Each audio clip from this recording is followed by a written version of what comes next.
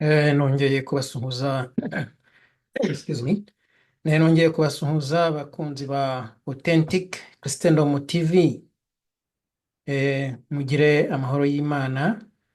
Ngira ngo mumaze kumenyera ko nyine Authentic Christendom TV bivuga ubwami bwa Kristo butarimo itekinika ry'abanyepolitiki n'itekinika ry'amadini.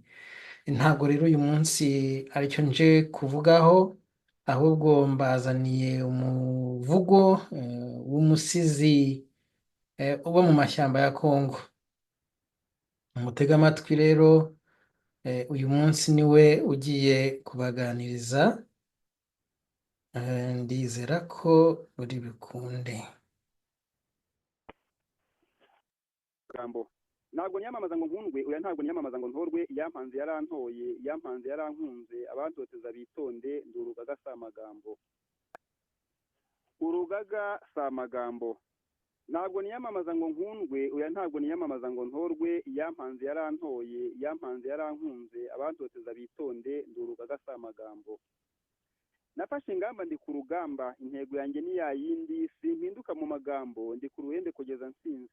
Ingambanye ubu nta mwanya, ababigerageje murabizi, mwaramwaye ibyo si ibanga, muzana mwaramira ujya mwaro kandi n'ejo sejo bundi.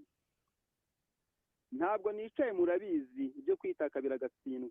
Shobozwa byose niyaduhanze, mvuze ko ntinda naba mbeshye, nubwo nitanga ndetse ibitambo bikaba byinshi.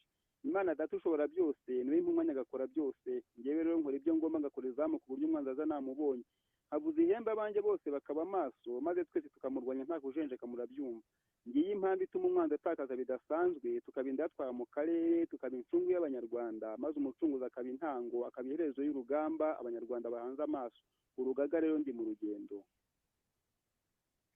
Tubaza intambwe ndi ku musozo, kuko umwijima wari mwinshi, ubu nkaba ndeba umuseke weya. Ndabona izuba rirashe neza, sinkigorwa no kwigisha iby'amateka yatambutse. Abanyarwanda twararebye, twarabonye tubitse byinshi, iby'amabwire bitari ngombwa, ukuri nyako ubu turakuzi. Amahirwe kandi aduha ibyo byose, umwanzi wacu ntiyihishira, ibyo kubana ntibimureba. Bazi kurwana rusha ruganzu, nyamara kandi niko kuganzwa, kuko amarira y'ababyeyi acuza abana. Yumva cyane n'umutabazi, uwo mutinda akaba acukura yicukurira mu buryo atazi. Iyo ari kubaga ntababarira n'ibibondo, ubwo abakambwe bo nta mwanya, ababyeyi batwite niba bashaka. Abica nabi ku buryo ntawe utekereza gutura aho abonye intumbi. Ngiyi impamvu tubona impunzi umubare mwinshi aha mu karere, si amarenga abakongomani bo barabizi. Urugaga rero sinatinze nk'uko benshi babyibwira, kuko ingorane z'urugendo burya umugenzi niwe ubuzizi.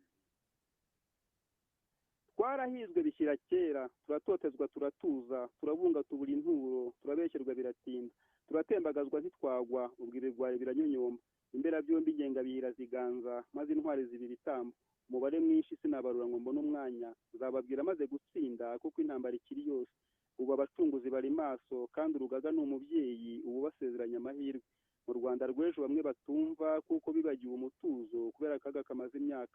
Karatuye iwacu i Rwanda, iminsi rero iburyo iba myinshi, nyamara kandi igahimwa n'umwe. Nta busebe nta busigaye, isake yabitse ni mu byuke, twese uko twakabaye, maze twambarire urugamba. Ntabwo nshoje ubu ndaruhutse, ntabwo nsezeye nibwo naza, iyaduhanze iduhe kuramba. Ngewe nawe n'undi wese ufite iyo nyota, tubone iherezo ry'urugamba, urugaga rwacu ruri kurwana. Ni Ndindabahizi umusizi, hirya mu mashyamba yo muri Kongo, mugira Imana mu karamba.